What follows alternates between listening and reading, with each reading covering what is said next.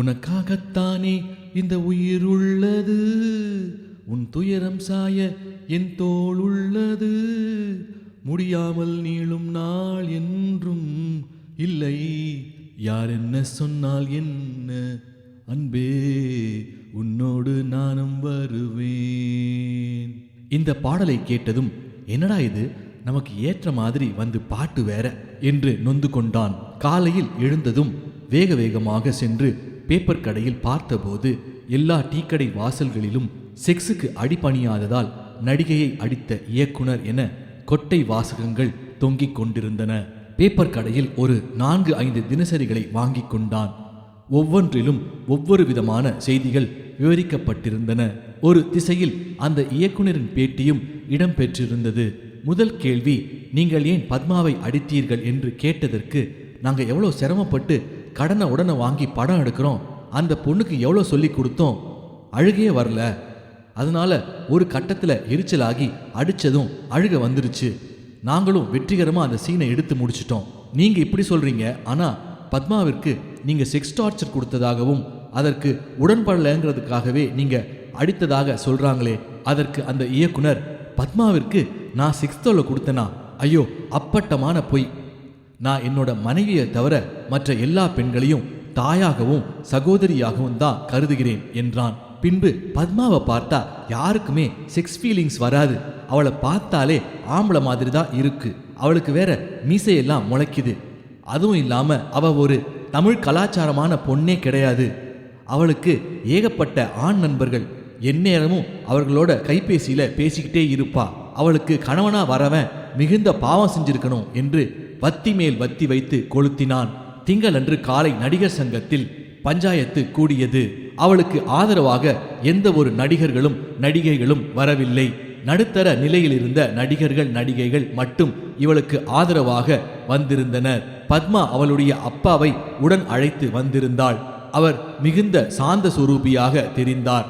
பஞ்சாயத்தில் அந்த இயக்குனருக்கு 6 மாத காலத்திற்கு தடை விதிக்கப்பட்டது. இதனை பற்றி என்னவென்று விசாரிக்கலாம் என்று நவாஸை தொடர்பு கொண்ட போது, தப்பு பத்மா பேர்லையும் தான் இருக்கு, படத்துல ஒப்பந்தம் ஆகிறதுக்கு முன்னாடியே எல்லாத்துக்கும் சம்மதிச்சு தான் ஒப்பந்தம் ஆகியிருக்கா, அப்புறம் அந்த இயக்குனர் கூப்பிட்ட ஒரே ஒரு முறை மட்டும் போயிட்டு அதுக்கப்புறம் ஒத்துழைக்கல போல, அதான் கோவத்துல அடிச்சிட்டான் என்றார். சினிமாவில் இதுக்கு சம்மதிக்காமல் நடிகைகள் நடிக்கவே முடியாதா சார் என்று விஜய் கேட்டதற்கு, எல்லாருமே இப்படி இருப்பாங்கன்னு சொல்ல முடியாது, ஆனா பெரும்பாலும் இதுக்கு ஒத்துழைச்சாதான் நடிகைகள் வளர முடியும், இல்லை என்றால் பெரும்பாலான நடிகர்கள், இயக்குனர்கள், தயாரிப்பாளர்கள் அதுக்கு ஒத்து வர மாட்டான்னு கழிச்சு கட்டிடுவாங்க என்று கேட்டதும் அவனுடைய இதயம் மிகுந்த பாரம் இருப்பதை போன்று இருந்தது. மேலும் அவர், இது எல்லா தொந்தரவுகளும் நடிகைகள் வளர்ற வரைக்கும் தான், மேலே போயாச்சுன்னா சீ போடா நாயே என்று விரட்டி அடிச்சிருவா, அவங்களுக்கா பிடிச்சு விருப்பப்பட்டு வந்தான்னா உண்டு என்றார். இப்போது பத்மாவின் பிரச்சனை ஓய்ந்து சுமார் 4 நாட்கள் ஆகியிருந்தது. விஜய் பத்மாவின் கைபேசியை அழைத்து பார்க்கலாம் என்று போன் செய்ததும் வெகு நேரம் மணி அடித்தது. நம்ம எண்ணை பார்த்ததும் எடுக்க மாட்டாள் போல என நினைத்து கொண்டிருந்தவனுக்கு இன்ப அதிர்ச்சியாக போனை எடுத்து ஹலோ என்ற திமிரான குரலில் ஹலோ தெரிவித்தாள். நான் தான் விஜய் பேசுறேன் என்றதும், என்னது, யாரு, விஜயா? சொல்லு என்றாள். அதான் நடந்த சம்பவம் பார்த்தேன் என்று இழுத்தான். சரி, வருத்தம் தெரிவிக்கணும் போல இருந்தது, எப்படி இருக்க என்று இவை அனைத்தும் ஆங்கிலத்தின் உரையில் பேசினான்.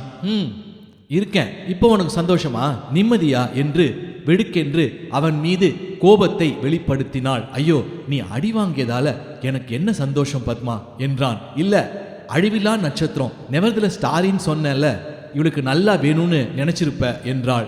எனக்கு அப்படி உண்மையாவே தோணல பத்மா, உனக்கு வேணா இது தோன்றி இருக்கலாம் என்று அவள் மூக்கை உடைத்தான். இதை கேட்டு கோபமான பத்மா வாட் என்று கூறி போனை வை என்றாள். ஐயோ பத்மா, சாரி, ஏன் இவ்வளோ கோவப்படுற, இப்ப எந்த ஊர்ல இருக்க என்று கேட்டதற்கு, ஹைதராபாத்தில் வீட்டில் இருப்பதாக தெரிவித்தாள். ஏன் கேட்கிற என்று அவனிடம் கூறிவிட்டு, இன்னும் 2 நாள் கழிச்சு தான் பட ஷூட்டிங் என்றாள். உன்னை சந்திக்கணும்னு நினைக்கிறேன் பத்மா என்றதும், வை என்று இழுத்தாள். ஐ எம் சோ பிஸி, எனக்கு கதை சொல்ல வரேன்னு வேற சொல்லி இருக்காங்க, அதனால கஷ்டம் என்றாள்.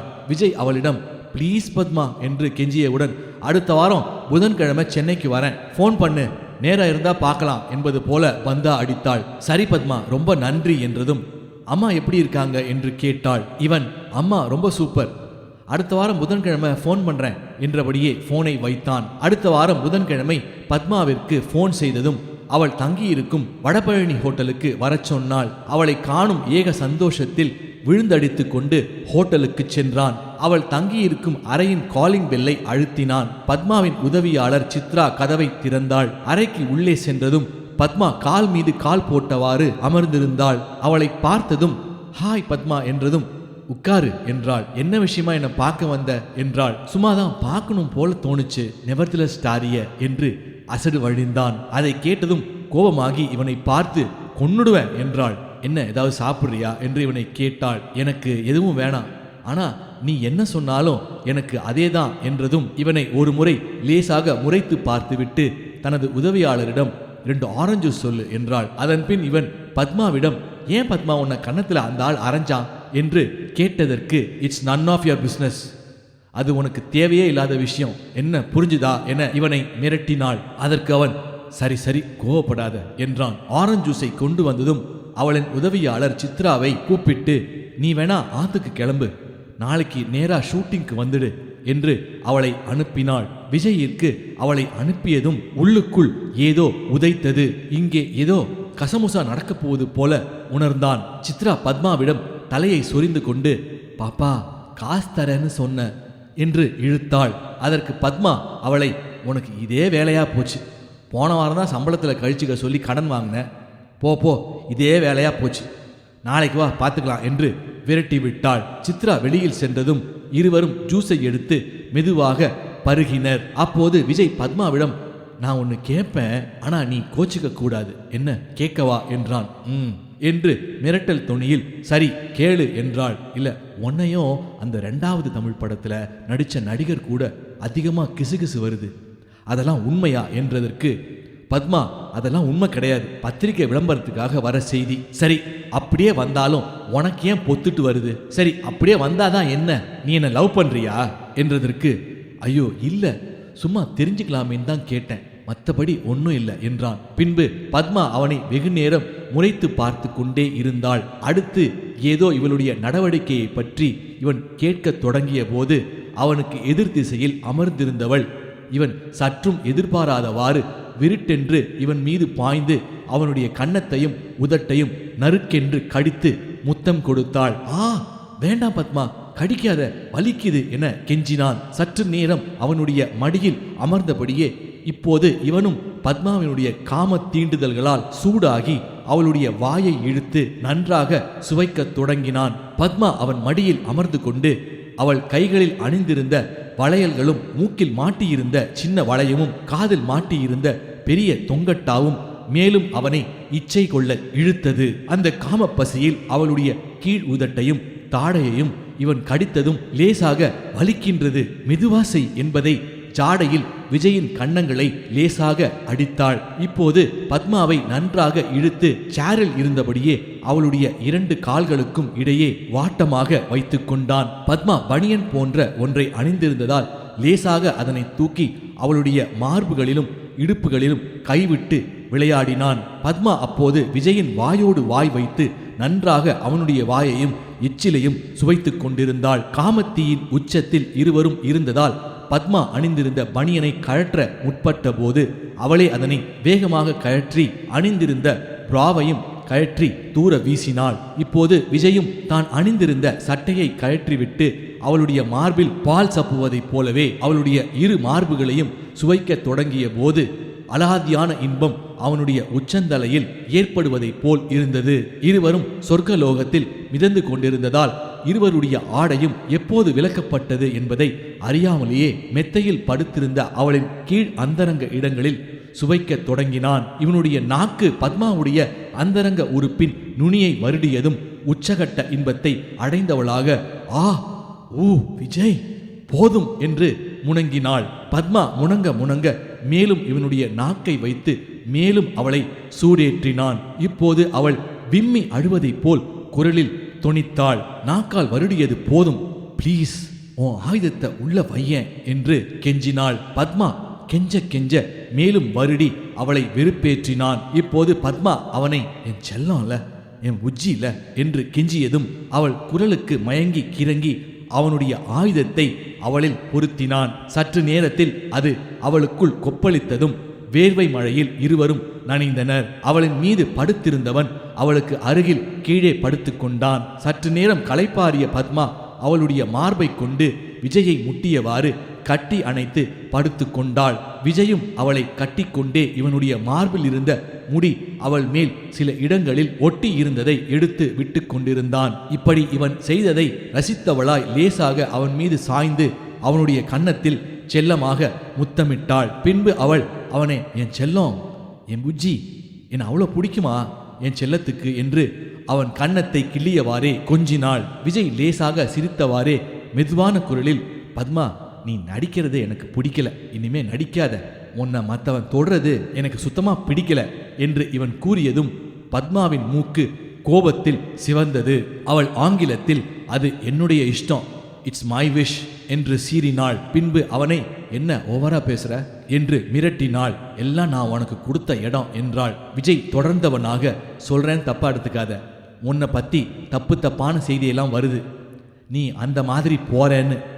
அப்படியா இருந்தா என்று இழுத்தான். அவள் என்ன அப்படியா இருந்தா, என்ன அப்படியா இருந்தான்னு என்று பலமான குரலில் அவனை அதட்டினாள். இந்த மாதிரி தேவடியாத்தனம் பண்ணா என் குடும்பத்துக்கு ஒத்து வராது பத்மா என்று பானையை போட்டு உடைப்பதைப் போல் பொலேர் என்று உடைத்தான். இதை கேட்டதும் கோபத்தின் உச்சிக்கு சென்ற பத்மா சடார் என்று எழுந்து கொண்டு அவளுடைய தலைமுடியை முடிந்து கொண்டு என்ன சொன்ன என்று விஜயின் கன்னத்தில் பலார் என்று ஓங்கி அறைந்தாள். அவள் இப்படி அறைந்ததில் அவள் கைகளில் அணிந்திருந்த 2 கண்ணாடி வளையல்கள் நொறுங்கி சிதறியது.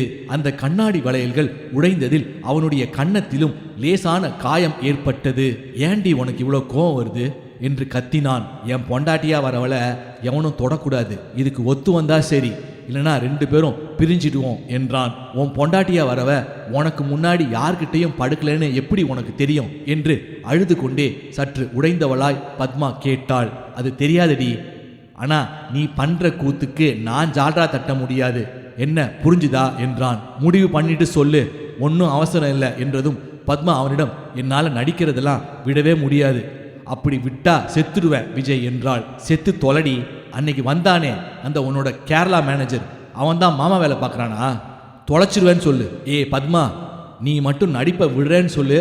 உன்னை கன்னத்தில் அரைஞ்சானே அந்த இயக்குனர், அவன் வாய் மூஞ்சியெல்லாம் உடச்சி நடு ரோட்டில் போட சொல்கிறேன் என்றதும் எப்பா சாமி என்பதைப் போல கையெடுத்து அவனை கும்பிட்டு என்ன கூடிய சீக்கிரம் மூட்டை கட்டிடாதே என்றாள். இப்போது விஜய் இருந்த ஆத்திரத்தில் அவள் இவனை கன்னத்தில் அரைந்ததைப் போல 2 மடங்கு பலத்துடன் அவளுடைய கன்னத்தில் அரைந்து தேவடியாத்தனமாடி பண்ற தேவடியாத்தனம், செருப்பு பிஞ்சிரும் நாயே என்றான். அவன் இவளை அரைந்ததும் மிகுந்த பலமாக அழத் தொடங்கினாள். நான் என்ன விரும்பியா செய்கிறேன், சூழ்நிலை விஜய் புரிஞ்சுக்கோ என்றாள். ஒவ்வொரு வியாபாரத்துக்கும் ஒரு அணுகுமுறை இருக்கும், இந்த வியாபாரத்திற்கு இது தேவை, நான் முடிஞ்ச வரைக்கும் அணுகுமுறைகளை தவிர்க்கத்தான் பார்க்கிறேன், தவிர்க்கவே முடியாத சந்தர்ப்பங்கள்ல தான் இதற்கு சம்மதிக்க வேண்டியதா இருக்கு. இதை தப்புன்னு சொன்னா அப்போ இங்க நாம புழங்கிட்டு இருக்கிற பயன்படுத்திக்கிட்டு இருக்கிற எல்லா விஷயங்களையும் ஏதோ ஒரு தப்பு நடந்து முடிஞ்சுதான் அது நம்ம கைகளில் கிடைக்குது. சுத்தமான தங்கத்தை நாம அணிந்து கொள்ள முடியுமா?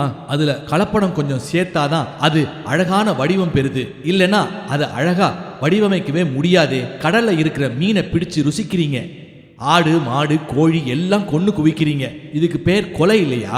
ரெட் லைட் ஏரியாவில் போய் விபச்சாரம் செய்கிறாங்களே, அவங்களாம் என்ன அதை வேண்டி விரும்பியா செய்கிறாங்க? அவங்களோட உடம்ப கண்ட நாய்களும் கடிச்சு கொதறுது. அவங்க உடம்ப இப்படி பாழ் பண்ணிக்கணும்னு அவங்களுக்கு என்ன வேண்டுதலா? என்ன பண்றது, வாழ்ந்தாகணும், வயிற்று பசி, குடும்பத்தை காப்பாற்றி ஆகணுங்கிற சூழ்நிலையால இப்படி தள்ளப்படுறாங்க. இதன் தொடர்ச்சி அடுத்த பதிவில். இந்த பதிவை கேட்கும் வாசகர்கள் நீங்கள் கேட்பதோடு மட்டும் அல்லாமல் இதனை உங்கள் நண்பர்களுக்கும் அறிந்தவர்கள் வட்டத்திற்கும் பகிருமாறு தாழ்மையுடன் கேட்டுக்கொள்கிறேன். இந்த வீடியோ பிடிச்சிருந்தா லைக் பண்ணுங்க, ஷேர் பண்ணுங்க, கமெண்ட் பண்ணுங்க. அதே போல சப்ஸ்கிரைப் பண்ணாதவங்க சப்ஸ்கிரைப் பண்ணிக்கோங்க. அப்பதான் தொடர்ச்சியா நம்ம போடக்கூடிய எல்லா வீடியோஸும் வரும். அடுத்த பதிவில் சந்திப்போம். நன்றி, வணக்கம்.